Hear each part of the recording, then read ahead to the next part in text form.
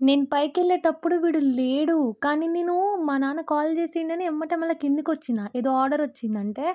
కానీ నేనొచ్చిన గ్యాప్‌లోనే వీడిక్కడ ఇరుక్కుపోయిండు. నాకే అర్థం కాలే వీడెక్కడ ఇలా ఎలా ఇరుక్కుపోయిండనేది. పావురం లోపలికి రాకుండా మొత్తం జాల పెట్టారు. అసలు ఇది ఎట్లా లోపలికొచ్చిందో అర్థం కాలేదు. కానీ పోయి దాంట్లో ఇరుక్కుంది. కష్టపడి 10 నిమిషాలు మా నాన్న ఫోను చేత్తా ఉన్నాడు. ఇదేమో ఇరుక్కుపోయింది. నాకేమో రాట్లేదు. అటు, ఇటు చేసి పట్టుకుంటే అస్సలాగట్లేదు. తంతుంది. ఎక్కడ వదిలేసినా కూడా దానికి ఫ్రీడమ్ రాదు. ఎందుకంటే మొత్తం అట్లా జాలలున్నాయన్నమాట. డాబా పైకి తీసుకుపోయి వదిలేయాలి. సర్లే ఎలాగో దొరికింది గదా! మా మమ్మీ, మా డ్యాడీకి చూపిద్దామని నేను కిందికి తీసుకెళ్ళి మీకు కూడా చూపిద్దామని తీసుకొచ్చినా, దాని గుండె ఎట్లా కొట్టుకుంటాందంటే అంత స్పీడ్‌గా కొట్టుకుంటాంది. వీళ్ళెక్కడ నన్ను మర్డర్ చేసి తినేస్తారో అని. ఎక్కడ నన్ను మర్డర్ చేసి తినేస్తారో, ఏ కళాయిలో కూరైపోతానో, ఫ్రై అయిపోతానో అన్నట్టు చూస్తుంది. కానీ మనం తినం వీటిని.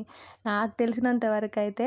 కానీ ఎంత భయపడుతుందంటే అంత భయపడుతుంది. అసలు ఎగిరిపోవాలని చూస్తుంది. దాని ఇన్నర్ ఫీలింగ్ ఏందో తెలుసా? వదిలేవే నన్నింకా, నన్నెంతసేపు పట్టుకుంటావు? పోయి పోయి నీకు దొరికాను అని. సర్లే ఇంక వెళ్ళు. టాటా. Bye bye.